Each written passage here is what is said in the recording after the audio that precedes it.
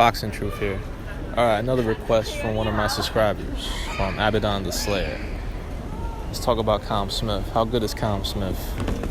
I think Callum Smith is not a bad fighter. I think he's a good fighter, has potential, shown it in some fights. Very good combination puncher, very big for the division, tall, rangy, knows how to box. But there's something missing about Callum Smith. I've seen it in a couple of fights when he fought the tough kickboxer. What was his name? It was in the World Boxing Supers. Nikai Holskin. I saw vulnerabilities in that fight. So it was a very tough fight for him. But Holskin was underrated. Dude's actually a pretty good fighter. But Callum Smith won, but it was a life and death struggle for a late replacement opponent. And he's had fights where he's supposed to be. He should be looking explosive. He should be looking dynamic. And he ends up not having these great performances at times. Sometimes you have these life and death outings, like Nikai Holskin, and also against John Ryder, who was, to be fair, he was coming in hot. He was, confident as hell, on a winning streak, knocking guys out. But if you're gonna be an elite fighter, if you're gonna be a threat to Canelo Alvarez, you should be able to handle the John Ryders and Nikai Holskins of the world with a lot more ease and with more statement-like performances.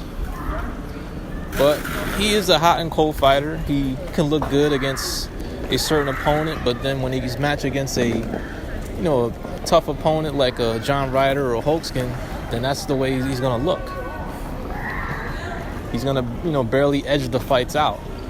It's just something about Callum Smith where some nights he just really can't put it all together, and then some nights he looks pretty damn good. But you look at the resume, it's relatively thin. Sure, he has the size, the jab, the rangy outboxer type style to try to keep a fighter like Canelo on the outside. But you look at the resume, it's not very impressive. I mean, no hopers, never was, never will be's. Contenders, washed up fighters like Endom, a faded George Groves. I actually won money on that fight. Picked Callum Smith to beat George Groves. But I don't see anything special about Callum Smith. I mean, he's a good fighter. He'll win a title here or two here and there. He'll beat certain fighters. He is a world-class fighter. He is a top 68-pounder. But if he's going to be considered a threat to Canelo, if he's going to be considered a pound-for-pound level fighter, he's got to beat the Benavidez of the world, the Caleb Plants, the Canelos, I would like to see him even fight Golovkin. That would be a good fight for him. I think that's a winnable fight for him. But outside of that, can he beat a David Benavidez? I don't think based on the performance in his last fight, that ain't going to get it done against Canelo Alvarez. If John Ryder can get inside that easy, imagine what Canelo's going to do. Easy work. It won't even be much of a contest. But let me tell you this, Callum Smith is the best of the bunch of the brothers. He's better than Liam. He's better than Stephen Smith. He's the best fighter of that family, of the four brothers. I believe there's four brothers. He's the best one. He's the most.